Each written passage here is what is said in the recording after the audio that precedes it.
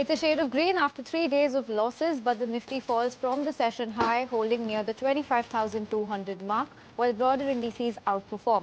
Major sectoral indices remain in the positive territory, with PSU banks and pharma leading, even as real estate sees some stress. A change of guard at Eternal. Founder Deepinder Goyal will step away as Group CEO, with Albinder Dhindsa taking over for 5 years. The transition comes alongside a strong Q3, with revenue up 20% and EBITDA beating estimates led by Blinkit's profitability. Union Minister Ashwini Vaishnav said he is confident India can sustain 6 to 8% growth over the next 5 years.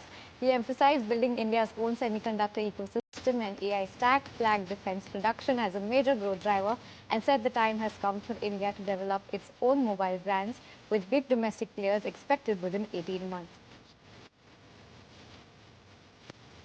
India Inc. leader strike a confident tone at Davos. CS Sethi said the global banking system remains resilient, with Indian banks preparing for cyclical risks. Anand Goenka flagged geopolitics, AI and manufacturing as India's key priorities, while IREDA's Pradeep Kumar Das said renewable lending growth remains strong.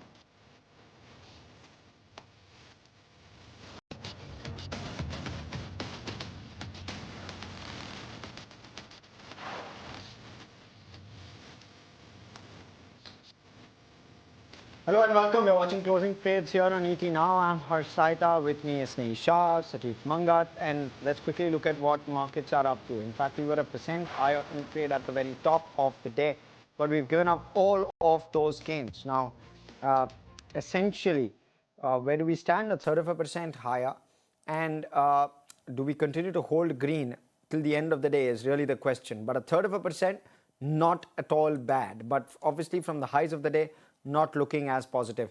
You're seeing 36 advances to just about 13 declines on the Nifty 50 index, so the breadth also very much in favor of the greens. What you're seeing is good traction on stocks like a DRL, as well as Trent, as well as Eternal, I beg your pardon. So DRL, Eternal in the green, but you also have BEL, Adani Enterprises, Tata Motors PV, and Tata Steel, which are trading in the green. Stocks in the red, well, you have Titan, SBI Life, Eternal, I beg your pardon, is actually trading 2% lower.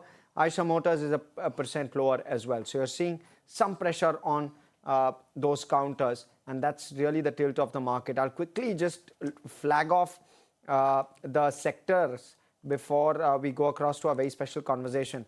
Except Nifty Realty, which is down 1%, you've got all sectors trading in the green. The Nifty Defense Index is up 2%. The Nifty PSU Banking Index is up 2%.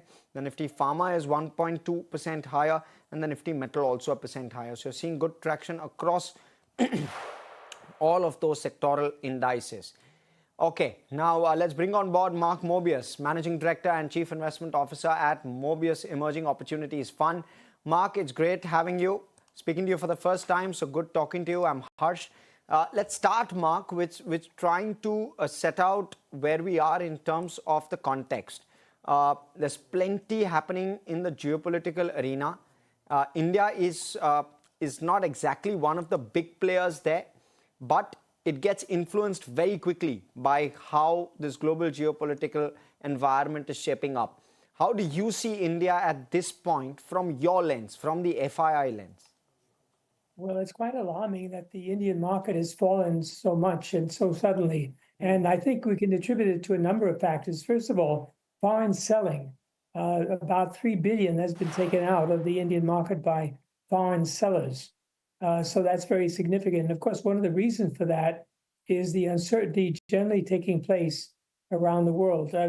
As you know, we still have the global trade uncertainty, making investors risk adverse. There's also an element of profit taking, because you must remember that from the foreigner's point of view, the Indian market has performed very, very well over the last few years, and some of them are taking profits at the same time. Then, of course, there are very specific earnings and stock disappointments that cause falls. And I think you have to look at two other factors. One, weak currency. This month alone, the rupee is down about 2% against the dollar. And of course, higher oil prices. Brent is up about 6% this month. So these factors also play into this. And then finally, leverage unwinding. There's a lot of margin calls in the market that cause the market to be weak. I think most important is that, and most concerning to me, is that the Indian market has been underperforming the Chinese market. And I think that that should be changing going forward. But I think it's something that we should keep an eye on because China is beginning to recover from a very, very low level, which is not surprising, but at the same time, it means that it's outperforming India. Good afternoon, Mark. Sajid here. If you look at emerging markets, India has been underperforming the emerging markets, and we are seeing a lot of outflows, as you spoke a while back. Where do you see this FI flows, coming to a stop or reversing, and what could be the factors which will make FIs come back to the Indian markets? Well, I think, first of all, earnings will be very important. If you look at some of the tech names in India, they're doing quite well. And going forward, the whole area, the software area, companies like Infosys and other companies like that are going to do better and better. And as they announce better results, this will draw in foreign investors and Indian investors as well. Of course, up to now, the mid caps and small caps and smaller industrials have not done too well.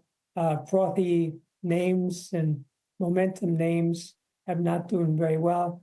But some of the solid consumer names, fast-selling consumer names, and the tech sector has done fine. So I think you're going to see foreigners coming back on the back of better earnings results of those companies. You've been watching India for a couple of decades now, Mark. We have a budget which is coming in the next 10 days. What do you expect from the government? I think the government is going to announce more and more reforms. I think the government is now coming to the realization that there's got to be a reform within the government itself so that investors can put money in the market easily, particularly foreign investors. You know, it's quite complicated for foreign investors to put money in. So I think that is going to be a very important part of the budget. And I think also infrastructure spending will move ahead as well, which is very, very important because India is deficient in a number of areas of infrastructure. So these two themes, I think, hopefully will be part of the budget. I'm speaking more hopefully rather than factually, but I think the party in power, Mr. Modi, is very intent on reform. Expect this budget to focus on capital markets in a big way so that foreign investors and foreign direct investments start coming back into India? Yes, I think so. I think that's going to be a big emphasis because they know that at the end of the day, India is going to grow with foreign investments and foreign know-how and technology, so forth, just like China did. You know, China, when they saw the reform movement, they imported a tremendous amount of foreign know-how, foreign capital, and that really put them on the road to high growth. Of course, India is already getting some of that, and we can't laugh at the incredible growth, GDP growth that India now has. But I think that will even be accelerated going forward with a more welcoming situation for foreign investors. Right. Mark, hi. Since you've spoken about India and you've spoken to that in parlance with China, China is largely a manufacturing economy. India is largely a consumption-driven and a services-based economy. Which is expected to outperform the other, let's say, for the next decade or even slightly near to medium term? Which market are you more bullish on? Well, there's no question that India will outperform on a GDP growth basis. You must remember that the Chinese say they've got over 1 billion people. That's not the case. I think I'd be lucky to get 800 million in India in terms of population, whereas India's got incredible growth on the back of 1.2, 1.3 billion people. So that's one big difference. Young population, of course, is the other big difference. And India already has a consumer-based economy, which is incredible. This is something that the Chinese are struggling with, and will probably not get there anytime soon because their money is going to be going into defense and into, well, already it's gone into infrastructure, but defense is going to be a big part of that, and technology. So I think India now can transition more and more into investment in technology and the growth of the manufacturing economy. And so there's a great road ahead for India in that regard. Mark, what are the sectors, pockets that you believe will likely benefit if FIs were to start favoring India? At least at this point, it doesn't seem like that's going to happen. But at some point, those flows will reverse because now FI holdings in Indian equities is at over decadal lows, if I can call it that. And therefore, when that reverses, will it still be the traditional names, finance, IT? Will those be the sectors which will benefit? Of course, finance is very important. And when you look at the index, the weighting of the finance is very important. So that's critical. But at the end of the day, the real growth areas will be in technology, particularly software technology. But going forward, hardware will be very, very important. You're going to see India becoming a big manufacturer of technology hardware. And of course, don't forget the whole chip revolution taking place globally is going to hit on India as well. India is going to be developing a very large chip industry, which will be a good place to invest, I believe, going forward. If you look at the performance of companies like TSMC in Taiwan, you'll see they've done very, very well. And of course, NVIDIA depends on these high-tech chips for their growth. So India should be and must be and will be a big producer of chips going forward. Make mark of dollar depreciation and how it influences your investing. You're of course well invested in India as a percentage of portfolio. It's quite chunky. I'm trying to understand what's driving that confidence despite the INR weakening or the rupee weakening against the dollar. Well, it's my belief that from a longer term point of view, India will be coming on top. Since we're investing in equities, I'm not worried about the currency side because if you look at the equity market, equity will outperform any decline in currency. So when you're investing in equities, whether it be in India, US, Japan, or wherever else, you are pretty much protected against these currency changes that take place because companies adjust their prices in real terms. So it's a great way to escape currency weakness. Mark, how are you looking at precious metals at the moment, given that global markets and there's so much happening in terms of global news flow and volatility in the Indian market too? Talk to us about what should the allocation be towards precious metals and will the run-up continue from here? Well, I still believe that you should have at least 10% of your portfolio in gold, and then maybe another 3, 4, 5% in silver.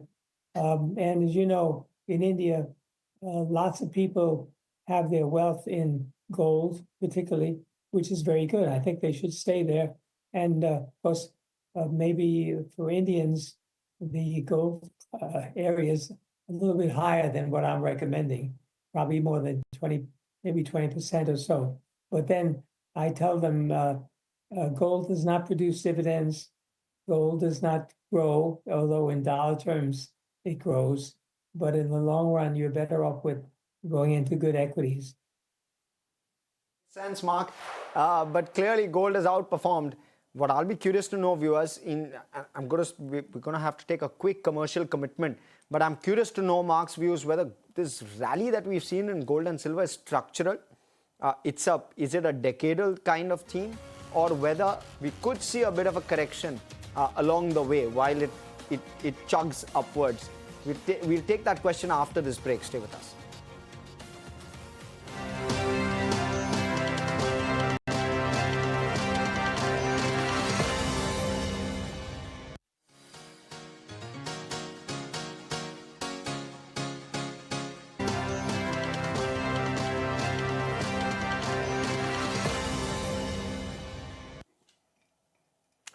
Welcome back, and we're in conversation with Mark Mobius, Managing Director, Chief Investment Officer at Mobius Emerging Opportunities Fund. And we were speaking to him just before this break with regard to how he's viewing gold and silver. Mark, you believe that the rally that we've seen is overdone? Do you believe that there is merit in a possible correction here in gold, at least for a bit before a further rally emerges? How should one look at it? Well, I think we have to look at gold in terms of the money supply of the US dollar. If you look at the incredible increase in money supply that took place during COVID in the US, and of course, over the years, money supply in the US has increased dramatically. So you've seen this big increase in the last 20 years, maybe 300 or 400%. So in some ways, gold is catching up, because if you want to look at the price of gold, you've got to look at it in terms of US dollars. Now, more US dollars are being printed, which has been the case. Gold should follow. However, what happens is that there are leads and lags. Gold is now in a catch-up phase, I would say, where now there's a growing realization that the dollar is not going to be worth as much as it is today as it will be tomorrow. So people are protecting themselves by going to gold and silver, particularly gold. And that's really the way you should look at it. Money supply will have to determine what happens to the gold price. The other factor, which is I covered in my recent book on digital currencies, is this. With stable coins coming in, there's a potential for a pretty dramatic increase in the supply of dollars, which means money supply of dollars is going to be going up again. Now, many people say, okay, well, stable coins, you should have, for every stable coin you issue, there should be $1 behind it. Unfortunately, that has not been the case. And there have been a number of instances where the stable coin was not fully backed by dollar, which means you're issuing more and more stable coins without dollar backing. And that, of course, increases money supply without any constraint. Mark, if you look at the geopolitical risk now, primarily led by Donald Trump and the policies that he's following, do you think that the entire risk now can be mapped or seen through these two commodities, gold and silver, and markets in general have either discounted it or are not taking it seriously because of the policy shifts that he does, and including you look at the oil market, which doesn't move much after the announcements. Yeah, there's no question that Trump has created a lot of uncertainty, and people have to sit back and say, wait a minute, if this policy or that policy which he's promoting takes place, this will be bad for me or my business or the economy. Of course, to some degree, people have become used to and become inured to Trump's announcements. But in the background, they're saying, well, maybe I better protect myself by going into gold, going to silver, going to stocks, and generally keeping away from this money supply increase and any particular upsets that can take place going forward. Now, it's true that on this Greenland issue, there's a lot of smoke, but at the end of the day, there's very little fire, simply because, as Trump stated in Switzerland just yesterday at the forum, he said he's not going to go to war over Greenland. But it will be more pressure more than anything else. If that is the case, how do you actually trade emerging markets, because they are the worst hit because of this volatility which is coming in? Well, at the end of the day, emerging markets could become a haven because, for people that are totally only in the US market, they are going to start looking for other markets which may not behave the same as the US market. Now, it's true, the US market leads the world, but there are many, many instances where there are differences, where some emerging markets are outperforming the US market. You see the Chinese market is coming up. India has outperformed the US in dollar terms, don't forget, for a number of years now. So there will definitely be, I believe, a good place for emerging markets generally. Mark, you're expecting India to do well in the calendar year to come. Talk to us about how much of that is going to be based on the fact that we've been largely subdued in the last year versus how much of that is going to be structurally driven by strong fundamentals. Well, the first thing is that you've had a correction, and you may have a little bit more of a correction. That will provide the foundation for the next up move, because you know how markets are. They go up dramatically, then they stabilize or come down, then they go up again in another leg. And that's what's going to happen with India. So you'll see another leg up for the Indian market. The other factor, of course, is the budget and what the government is going to do in terms of reform. If they announce some very big reforms, that will be very bullish for the market. And you'll see an uptrend in the market as a result of that. Mark, what are the risks today, at least from an Indian standpoint? One of the risks that we've spoken about quite in a lot of forums in quite a large fashion is a possible US degrowth risk in that sense, a recession in the US. How likely is that, in your opinion? That's the first point. And what are the other risks from an Indian market standpoint that you're looking at? Well, at the end of the day, if you look at the latest numbers, the U.S. is doing very, very well. It's interesting, the Commerce Secretary said that this year the U.S. can look at 6% growth.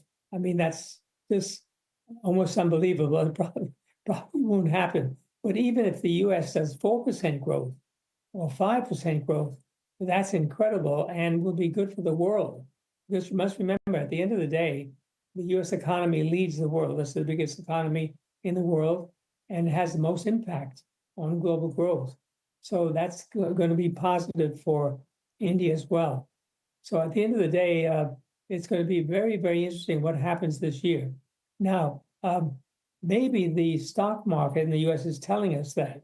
In other words, with the good performance of the U.S. market, it's telling us that the U.S. economy is going to do very well.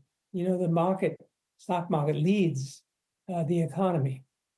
So that's going to be a very interesting development this year. But currently, the U.S. economy is doing very, very well.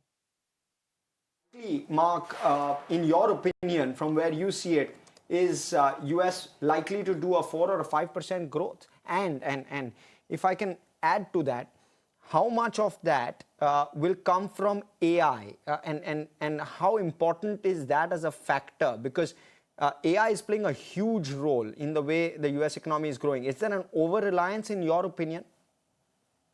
No, there's no question. There's a good chance of 4% maybe for the US with the growth, maybe even better.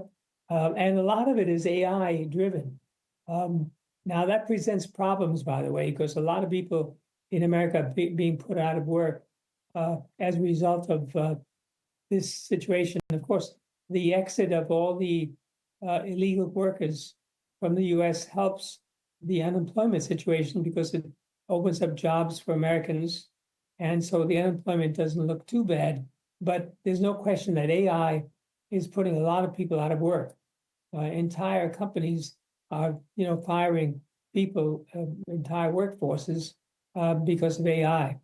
And that means that the AI dividend, so to speak, has push the American market, the American economy, into high drive because you see a lot of growth on the back of the AI innovations, AI efficiencies, et cetera, et cetera.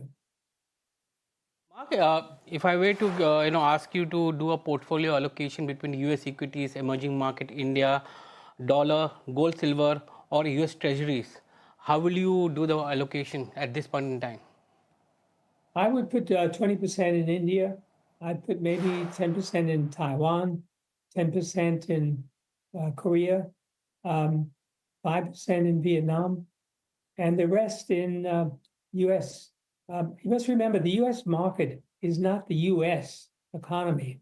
The US market includes the world. If you look at a company like Apple, where do they get all their supplies? From emerging countries, China, more and more from India. Where do they sell? Maybe 20% of their sales are in emerging countries, and that's increasing. So I look at the US not only as a US economy scope or visibility, but more the US market as a global market. Interesting. Mark, the 20% that you'd allocate to India, where would you allocate it? Bottom-up ideas, or would there be themes? And if there are themes, could you give us those? It would be more into software to begin with. As we get opportunities on hardware, we get into that area. And probably into pharma would be another area that we'd be interested in. And any company that is using AI to increase their efficiency and profitability, those would be the ones. By the way, whether it be fast-moving consumer goods or any other industry that is using AI. Mark, it's been fantastic speaking with you. Wishing you all the very best, of course, and wishing you very, very good health. You look great. So thanks so much for coming in and speaking with us. Thank you. Okay, and viewers, what we'll do is slip into a very short break. We'll continue conversation on the other side. Plenty to speak about. Stay with us.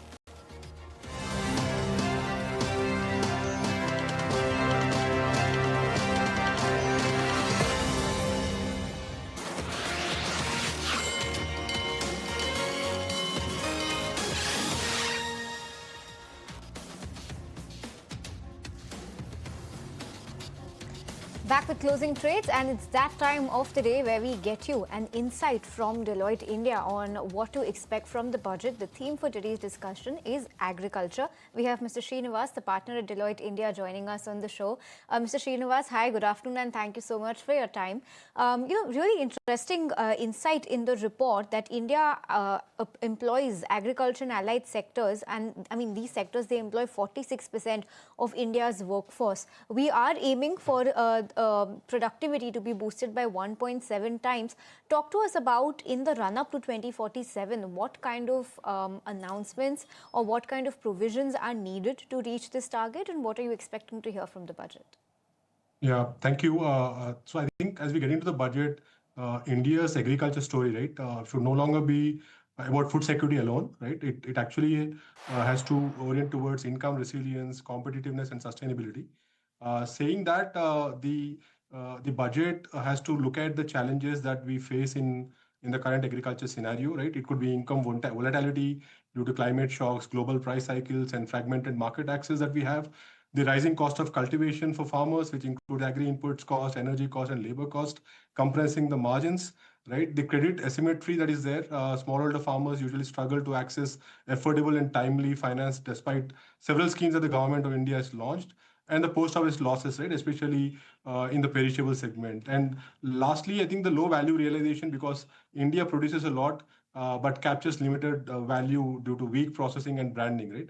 The core challenge, I think, when you look at the budget that is going to come in and has to address, will not be the production itself, but it has to move into a more whatever schemes and initiatives that the government of India in the budget could come in, should focus on demand-driven agri-food production systems, driving profitability, predictability, and sustainability. Yeah. Right. Okay, Mr. Srinivasan, thanks for that. Srinivas, pardon me, thanks for that view coming in. Talk to us about where in the agriculture basket is more policy support needed. Is it towards dairy? Is it horticulture? Is it animal husbandry? Other sub-segments that fall under the broad agriculture basket? What are you expecting to hear there? Yeah, so the maximum impact I think when we see in the agriculture value chains, right, agri-food value chains would be in horticulture and cash crops, where farmers make a higher income compared to the rice, wheat, cropping systems. It would be animal husbandry and dairy and aquaculture. And further to it, it's also in the food processing sector, which actually integrates both backward and forward, right? I think those are the sectors I think where the government of India in the budget has to push in, and these sectors actually give or create more income per acre, more jobs, and more but they need investments into R&D, storage, processing, right? The cold chain infrastructure, and but better market access models. So we need to look at building more vertical led growth in crop value chains, where India could target scale in growth and stands differentiated and competitive, right? So the budgetary allocations have to happen in particular in identified crop value chains or allied sector value chains, where India can become competitive and reach scale, right? And then benefit the stakeholders operating in the value chain. Right. And Mr. Srinivas, we understand that agriculture, of course, largely is a sector that is very largely dependent on the weather. If there is any provision that the government could make to reduce the reliance or the impact that adverse weather conditions could have, for example, last year, monsoon started about 9 days early, which worked in the favor. But the additional monsoon that we saw also played spoil spot for some of the crop classes. Talk to us about any policy support, if at all, that could be put in place to reduce the reliance on climate and the dependence rather on favorable weather. Yeah, so I think we need to build our data systems, right? The entire big data platforms, right, to capture our entire natural resources, which include soil and irrigation infrastructure, including climate, right? So our robustness to capture data, which will actually give you a lot of enablement to predict what is going to happen, right? The predictability has to improve to actually make the entire approach towards a climate resilient model, right, for farmers to embrace the changes that are going to come in. And this is going to stay, right? The climate change is here to stay, right? And then there's going to impact particularly the agriculture value chain, and the climate volatility is now a structural risk and not a seasonal disruption, right? And we have a lot of rain-fed regions and smallholders getting exposed to this situation. So, again, the expectation of the entire industry and the stakeholders could be to bring in initiatives where climate resilient models could be supported by government in the budget. There could be a lot of structural initiatives on creating a robust crop insurance platform using data and technology, and incentives for sustainable practices in the value chain, where it could be soil health, water efficiency, or carbon smart farming. And it could be regional specific strategies rather than one size fits all, right? So I think those are the elements that I think the government of India should look at when it's coming up with the upcoming budget to create to address the climate risk, and it's going to optimize the entire economic risk for agriculture. So the focus should be to shift towards more climate resilient seeds, micro irrigation, better crop insurance, and incentives for sustainable practices, especially for small and rain-fed farmers. And Mr. Srinivas, talk to us about the impact that we've seen on exports of our agri products from the US, the tariffs, and the kind of impact that it has had, and what policy support can be put into place to ensure that even though we have a reduction in exports, these farmers do not face a very adverse impact of that, and they continue to be strengthened in terms of their production and their sales. Yeah, thank you. I think we from a US exposure, we have largely aquaculture. Like the shrimp exports is one of the key sectors which has got impacted because of the duty fluctuations, right? In the recent, it was a recent trend of last 6 months or so, ad hocism in terms of the tariffs on it. But largely, I think we our exposure to US in terms of a holistic basket will be limited, except few sectors, few commodity space, right? It could be soya, DOC, and aquaculture, right? But I think from an export opportunity, I think we have a huge opportunity sitting in front of us, right? So we currently have to move up the value chain if we have to untap the export opportunity in front of us, right? From moving away from a volume exporter to more value-led trusted supplier is the approach that we should take. We should have a stable export policy regime. The predictability matters more than incentives here.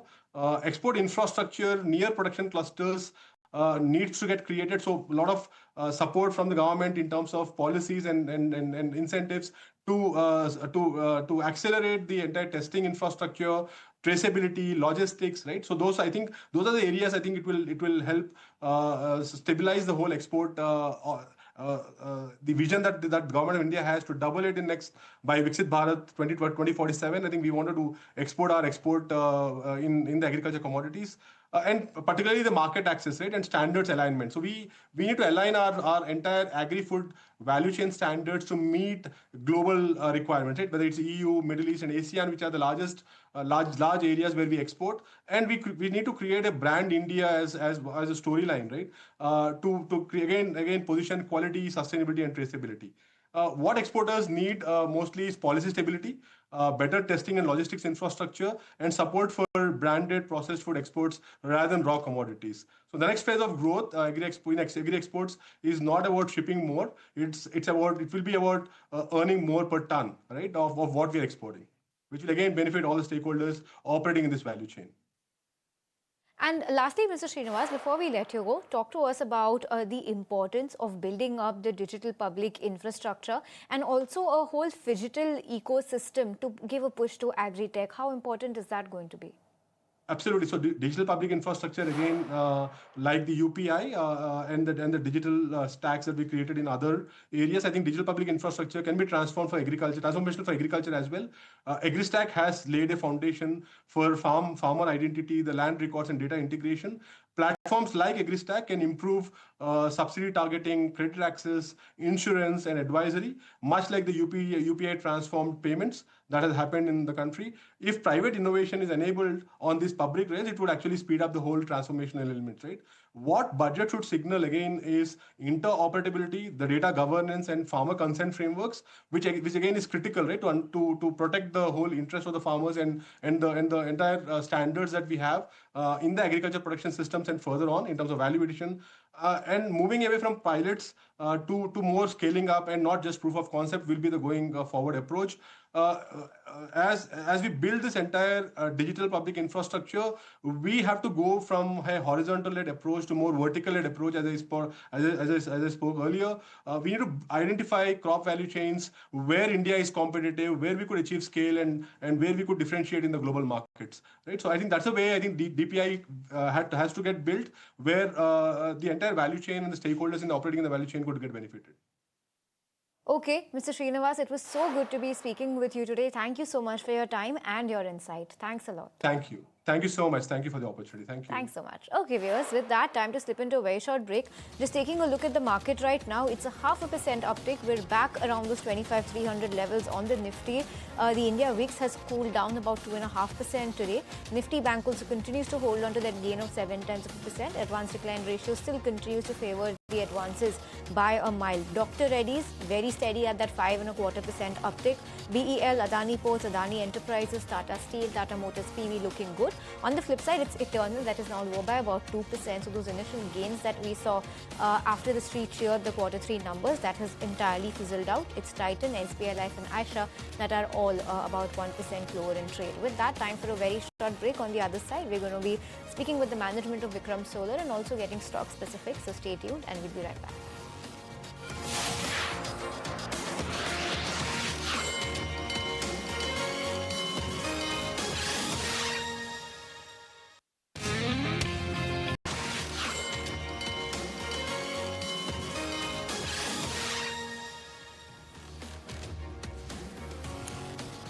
Welcome back, and I want to quickly flag off IIFL Finance. The stock is down 10%. They've put out, of course, their earnings, which we will put out shortly. But essentially, the reason is that the company has received communication from the income tax department directing the company to get its accounts audited for a specific block period. under section 142(a) of the Income Tax Act. That is a section or a provision where if there is complex accounting used, then the income tax department will get the accounts of the company audited to ensure that fair amount of taxes are paid. For the moment, there is absolutely no quantifiable tax or financial impact which the company has seen. It's uncertain, but they will extend their full cooperation to the department is what they've said, and a special auditor for the said purpose will be appointed 10% lower on an IFL finance. I was just looking at the numbers as well, nothing looking too wrong in terms of the numbers. The impairment number, which is generally the big concern in case of a stock price knock like this, is at around 400 crore versus the 500 crore number same time last quarter, and around a 490 crore number same time last year. So not much of an impact there, but the 10% knock on the stock price looks substantial, and that's because of the IT notice that they have received. So stock taking a tanking. We will get you those numbers very, very shortly, but continuing our corporate conversations here on ET Now, we have Gyanesh Chaudhary, Chairman and Managing Director at Vikram Solar, to talk to us about their Q3 FY26 numbers. Very, very warm welcome here, Gyanesh. Let me start off by understanding what has hurt the margins to a certain extent, because what I'm seeing is while your top line growth is strong, but profitability is slightly on the lower side when I'm looking at it sequentially. Now, my understanding is you've done lower value or a lower value product, and which is why you're seeing this. Talk to us or contextualize this for us. First, explain to us the product and the impact of it on your financials. Thereafter, I'll ask a couple of follow-ups. Great. Thank you, Harsh. I think the way we look at the market is a little different than how it is perceived generally. This is a technology play, and we are building a high quality, profitable solar manufacturing business, and not necessarily, chasing short-term volumes and margins. The way the technology plays, there are two distinct segments. One is the domestic content market and the non-domestic content market. The non-domestic content market, which is importing solar cells and producing solar panels in India, that market is currently the lion's share, while the DCR market, so to speak, is going to begin as soon as the government implements the ALMM list 2. Now, as far as the overall demand is concerned, it's significantly robust. The fundamentals of this industry don't change.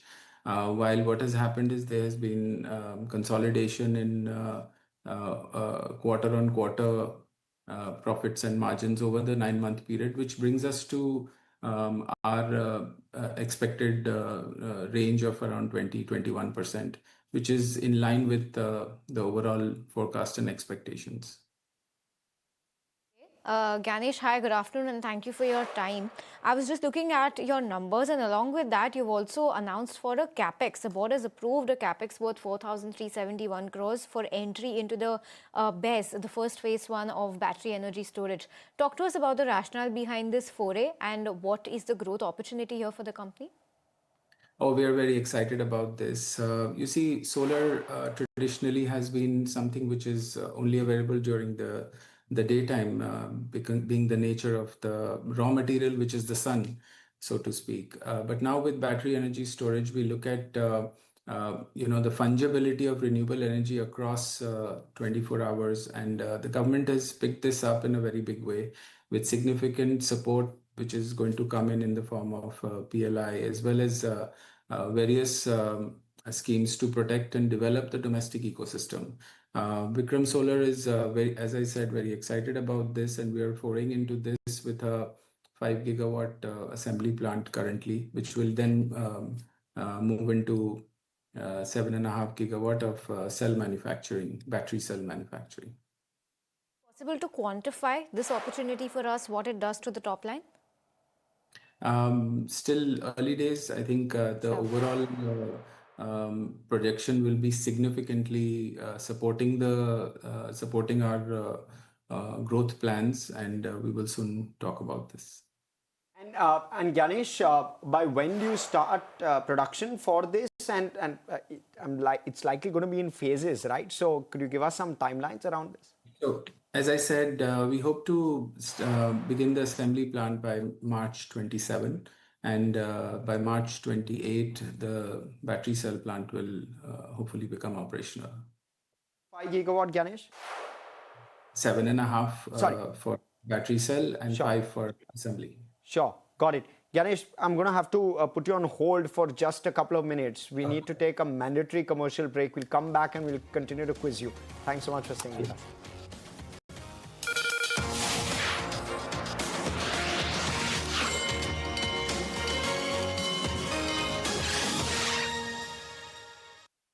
Shadowfax Technologies Limited, India's first.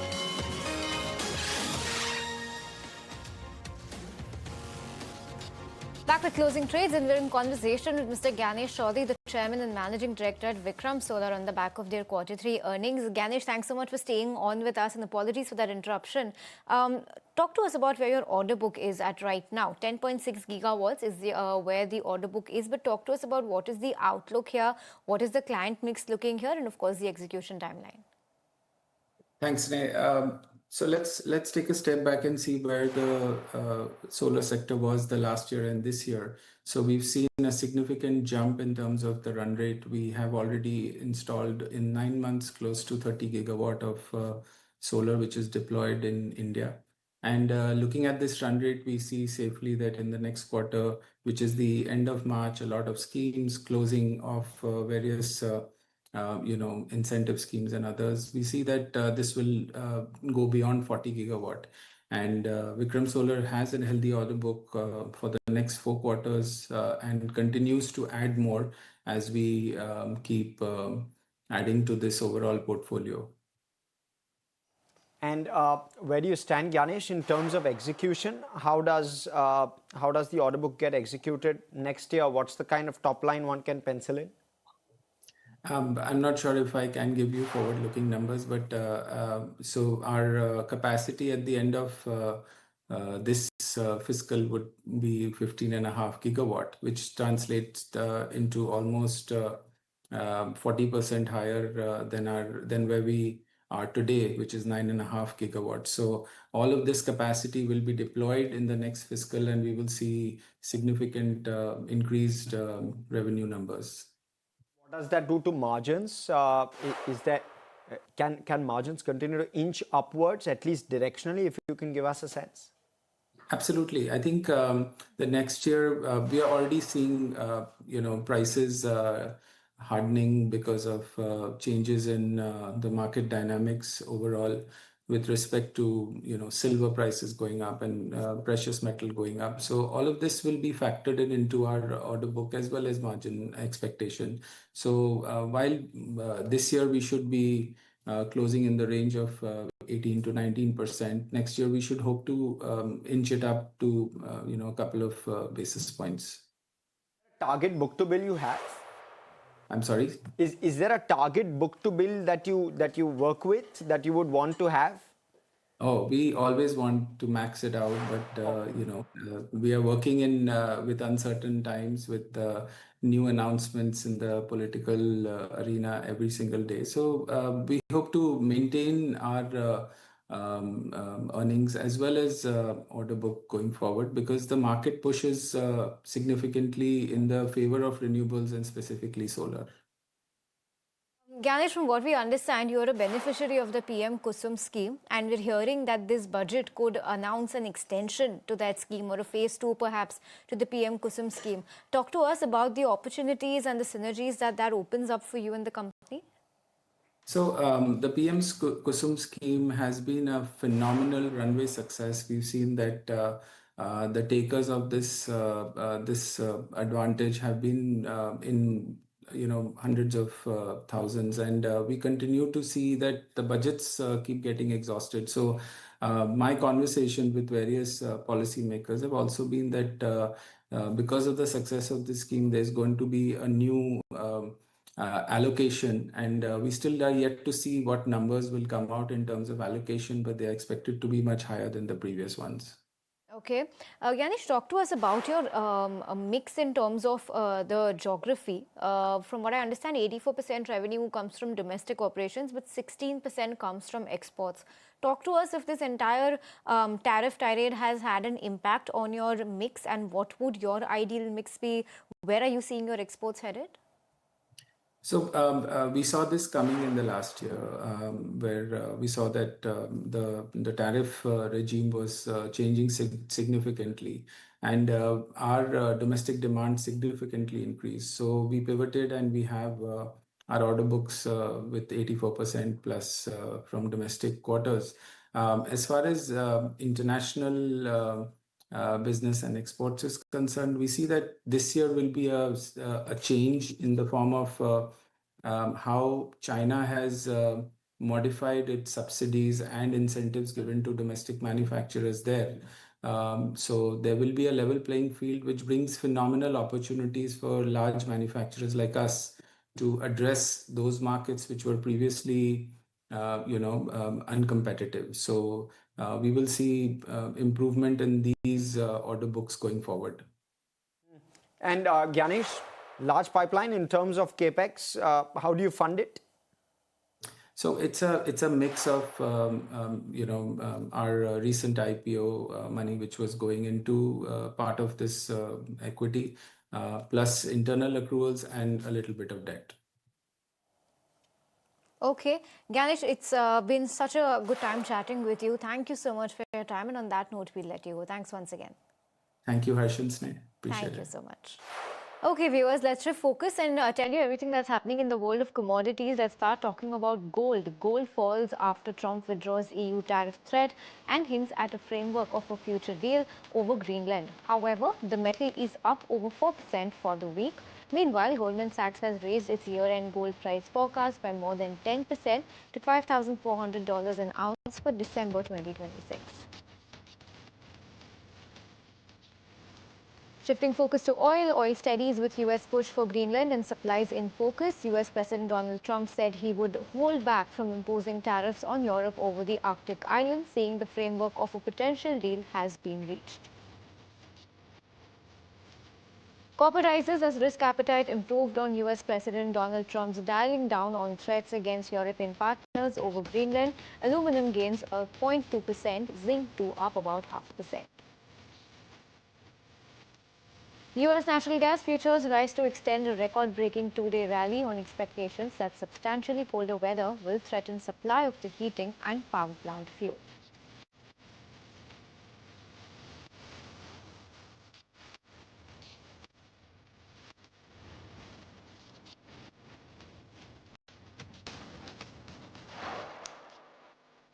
Welcome back. We've had a packed show this time around on closing trades. Joining us now is Kunal Bothra, of course, and Arpit Beriwal, Motilal Oswal Financial Services, joining us. Kunal, let me start with you.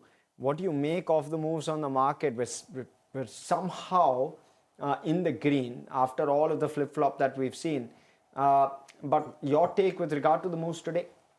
See, I think there are a lot of positives for the markets today, not just in terms of the Nifty and the Bank Nifty gain, but there are multiple things which have happened. One is the advance decline ratio has been favorably positive. We're almost at 2,300 to the advances, so almost 800, 850 the last I had seen in terms of declines on the NSE.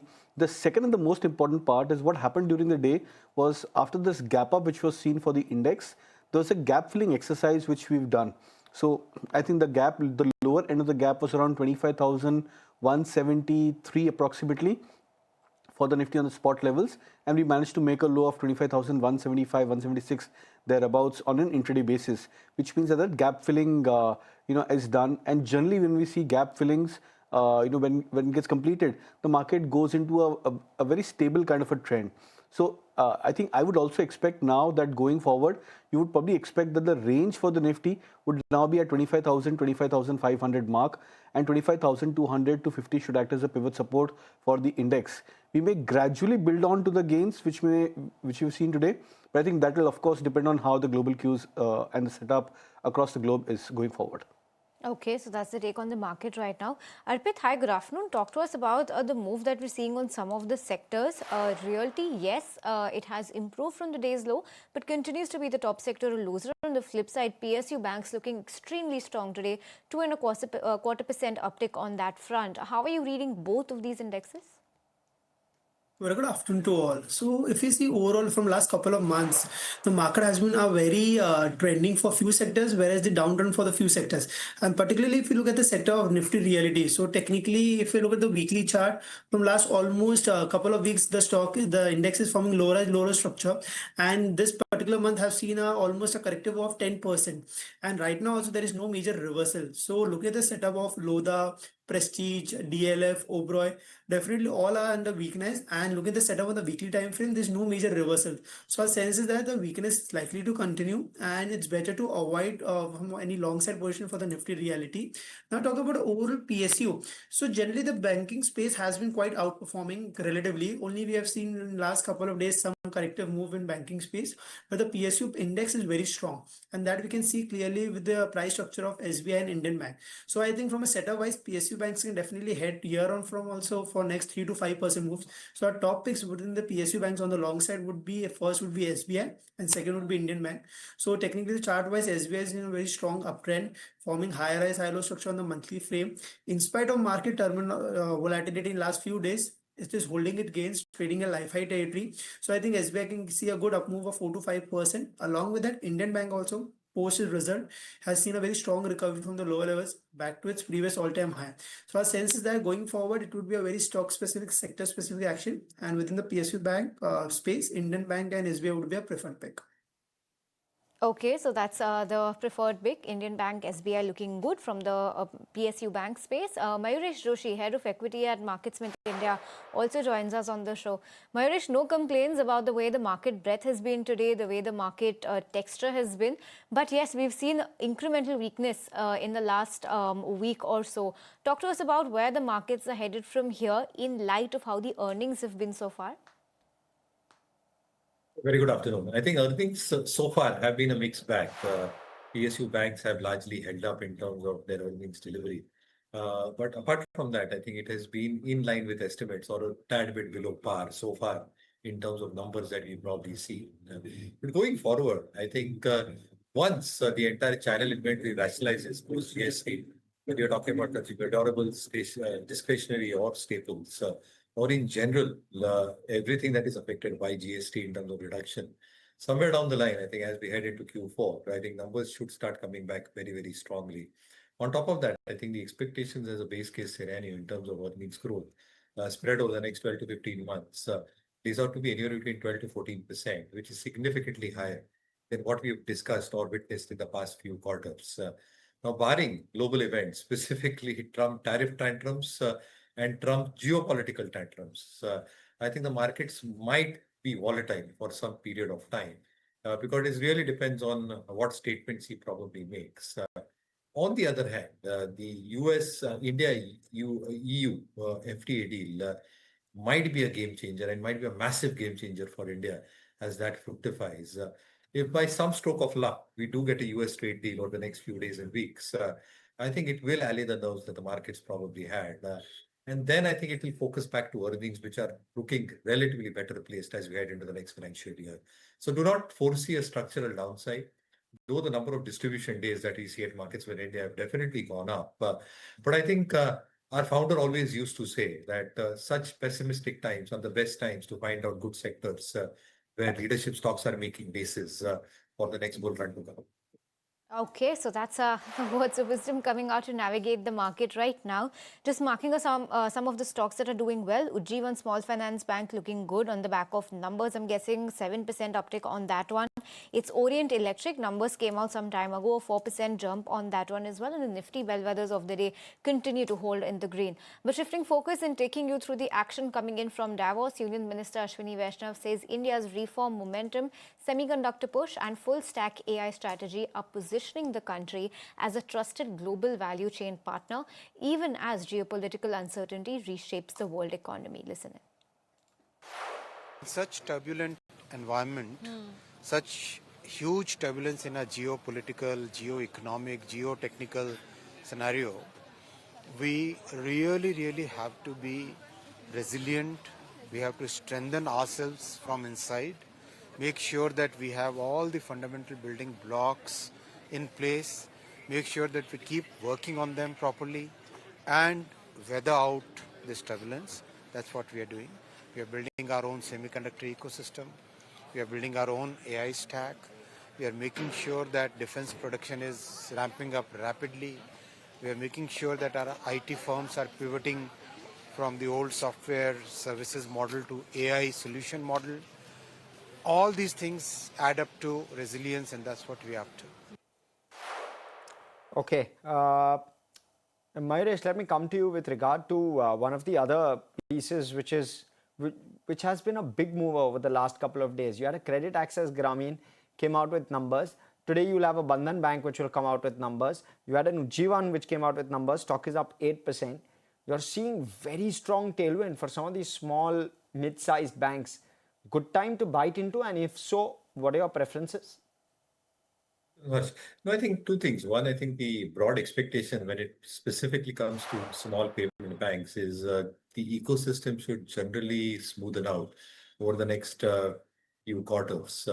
And therefore, I think the excessive pain that most of these stocks had witnessed because of the slowdown that was witnessed for the MSME, SME segment and delinquency issues in a few quarters before this. I think that was what was plaguing the ecosystem as a whole.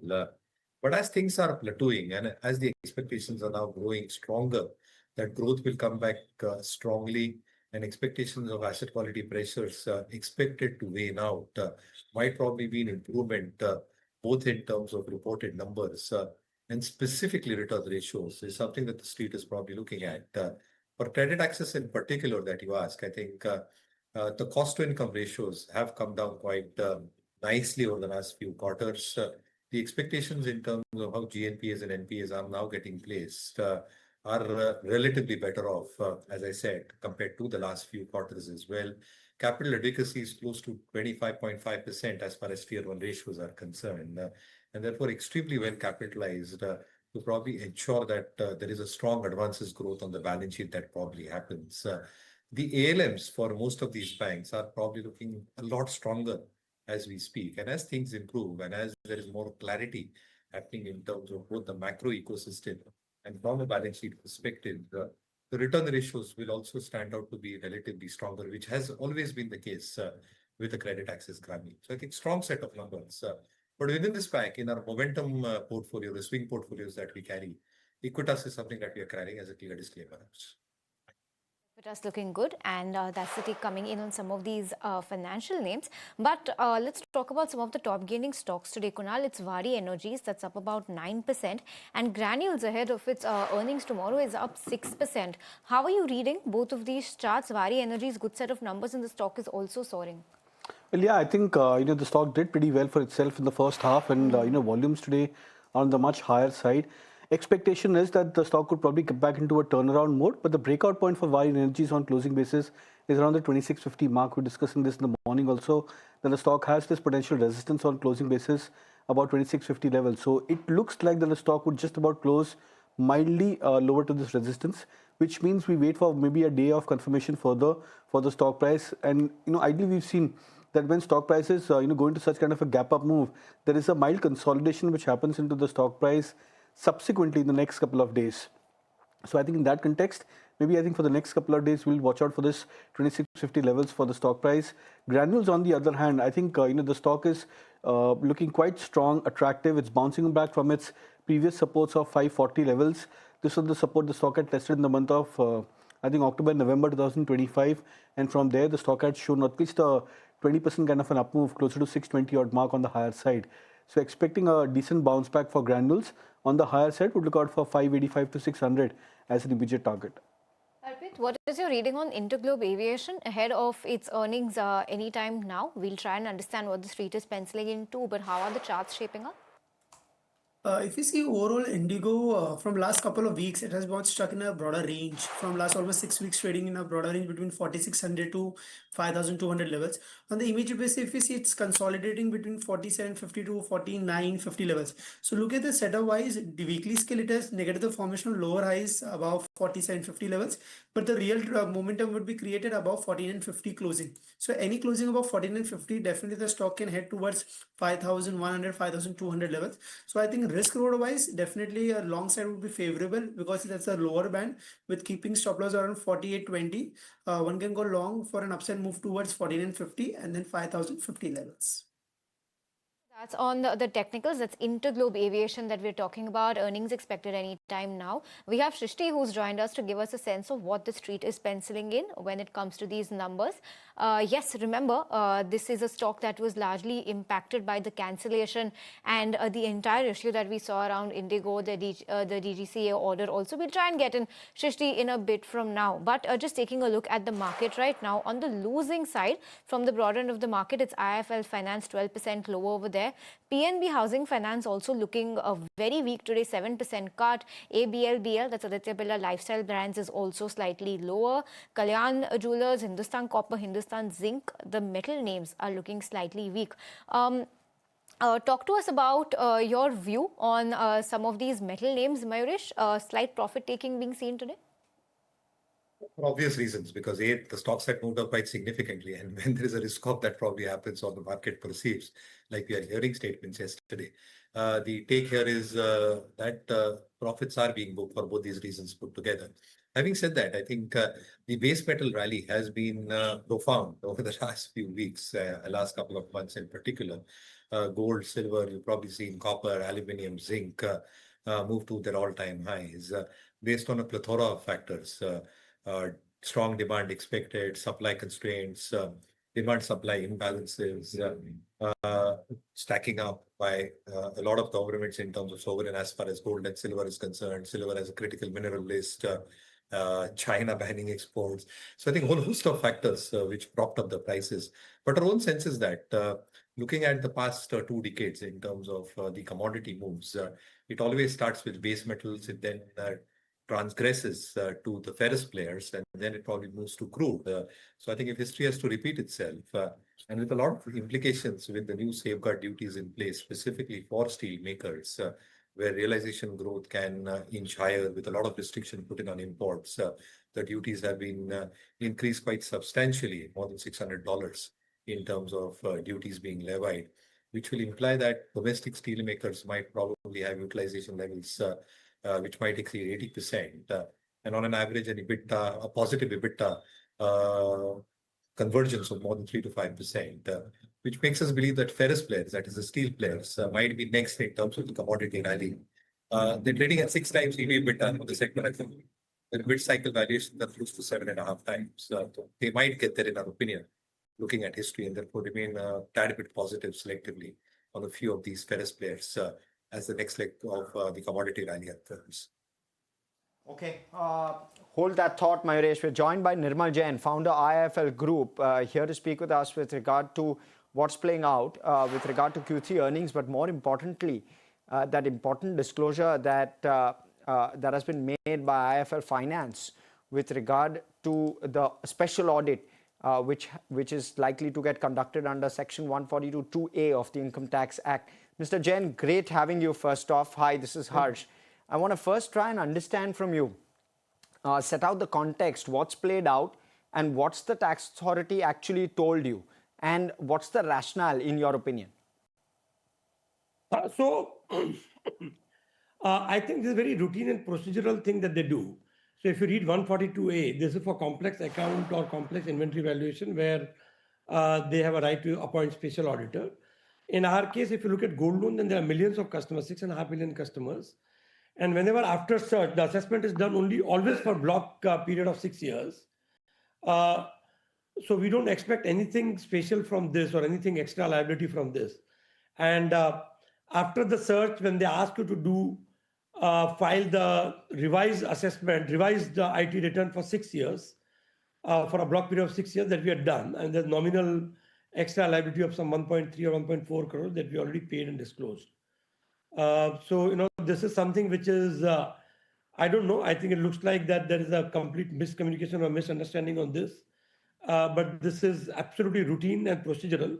And this is no financial or, nothing extraordinary, nothing new which has come in this. Nothing to be worried about, Mr. Jain. That's what you're saying. Yeah. This is As I say that for any complex account, they do this, and this is very Right. procedural. Right. And this is with regard to your gold loan portfolio, sir? Yes, primarily. So, what will happen is that the CERT department sends their appraisal report to income tax assessment department, central department. And from there, basically these order arises. So this is, so our business, primarily gold loan is a significant part of our business. Mr. Jain, hi, good afternoon. This is Snehi joining in. Talk to us about if this will have any impact on your Hello. provisioning going ahead. Hello. I lost you for a few seconds. Yeah. Hello. Okay, no worries. We'll try and patch that line again with Mr. Jain. Yeah, tell me. I'm there. I can hear you now. Okay. Talk to us about, since you said that there is no financial impact of this and this largely has to do with the gold loan, what could be the financial outcome, if you could help us on the provisioning front, if any at all? Recording in progress. No, I don't.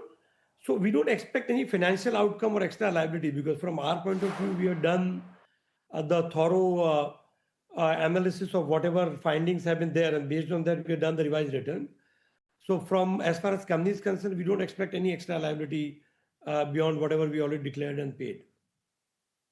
Mr. Jain, your loan to value within gold, well within control, in your opinion. Is there any concern out there? No, our loan to value is well within control, much below the 75% now at this point in time. Fair. So this is a purely procedural issue, so the income tax is trying to, or the income tax department is trying to determine excess liability under Income Tax Act because of on your gold loan business. Just if you can explain that, what exactly, in your opinion, is the intent here? That they're trying. What are they trying to achieve? Well, from the CERT department, it goes to assessment department. Yes. They basically have to verify all the findings of such report. And sometimes if the accounts are complex and their resources may not be adequate, they can take help of a special auditor. So there's the process that is followed by income tax department for all the searches that they would have done.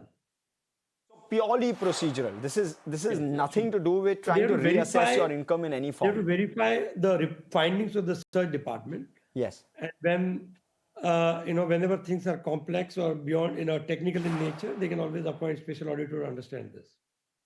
Mr. Jain, while I have you, let me take the opportunity. This 9% sequential growth you've clocked and the gold loan, the reboot, it's been extremely strong for you. Talk to us about the sustainability of this kind of growth. You're well capitalized, and therefore you can continue to grow like this. I'm trying to get a sense as to whether you can continue to do that.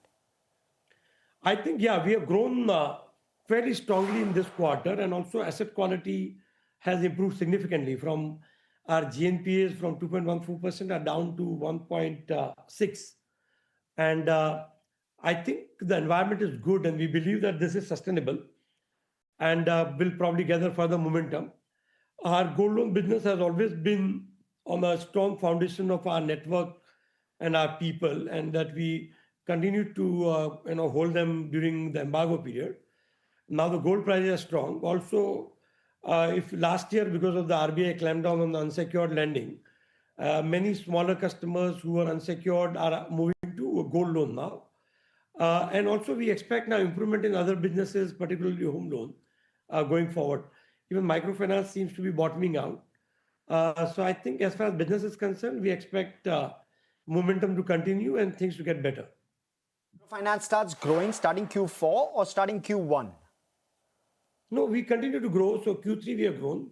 So momentum will continue in Q4 and going forward also. I thought microfinance was flat. Trying to clarify that. Okay. So microfinance as a business is less than 10% of our portfolio. Sure. Yes. That business probably will take some time to grow. But it looks like that is already seen the trough. Things are getting better. The collection efficiency of 0 days more than 99%. But I think we don't expect significant volume growth there. But it'll be a steady growth over a period of time. but the stronger growth will be in gold loan and then followed by home loan and LAP. And no concerns on MSME at all for the moment? MSME, so those unsecured small lending that we have exited, we discontinued those businesses. Sure.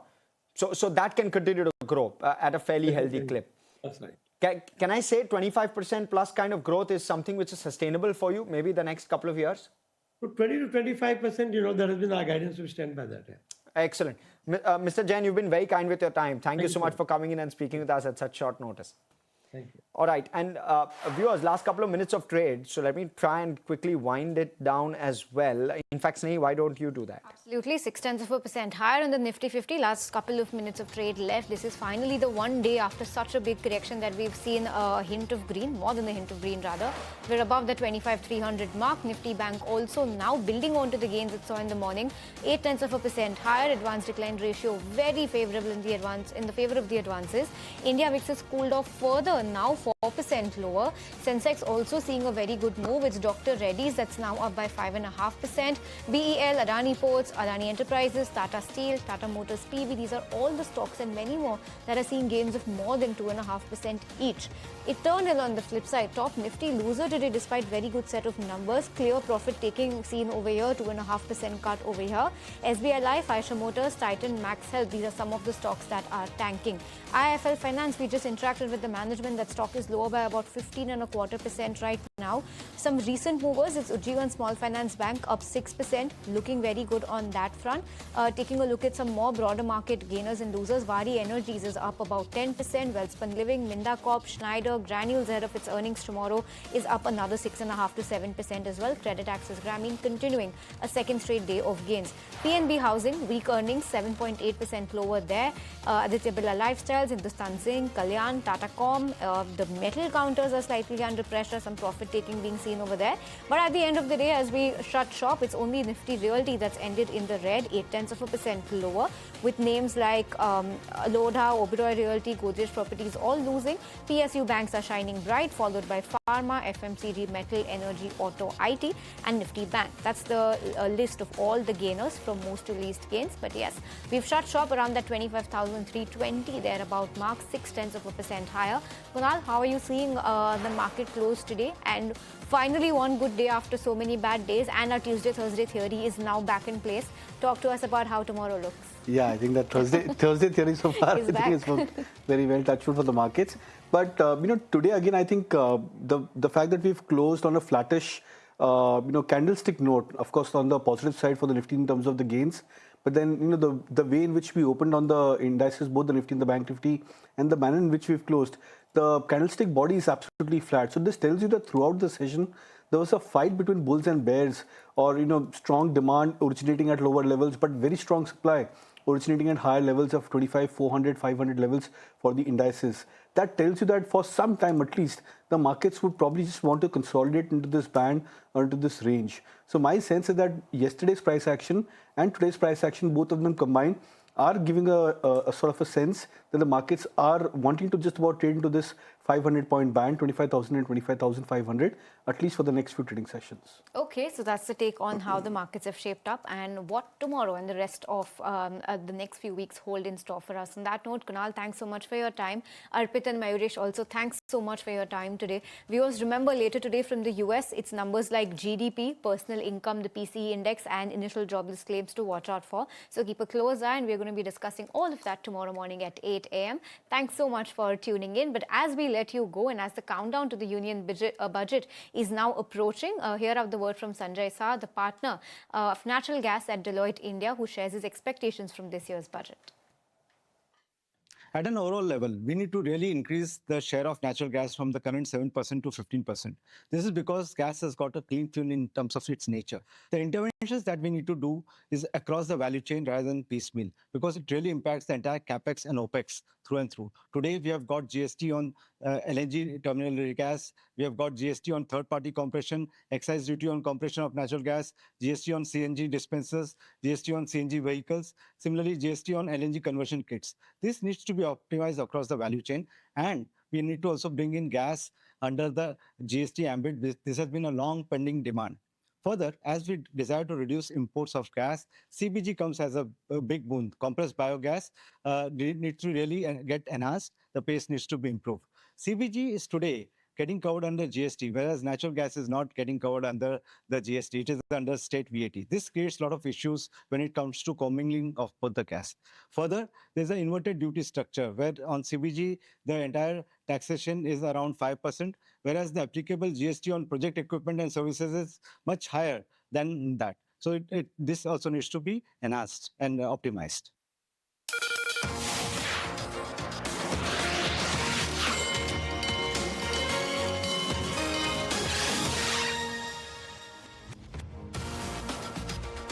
आप तो राजा हैं। छोटे मोटे कामों के लिए यहाँ वहाँ जाने की आप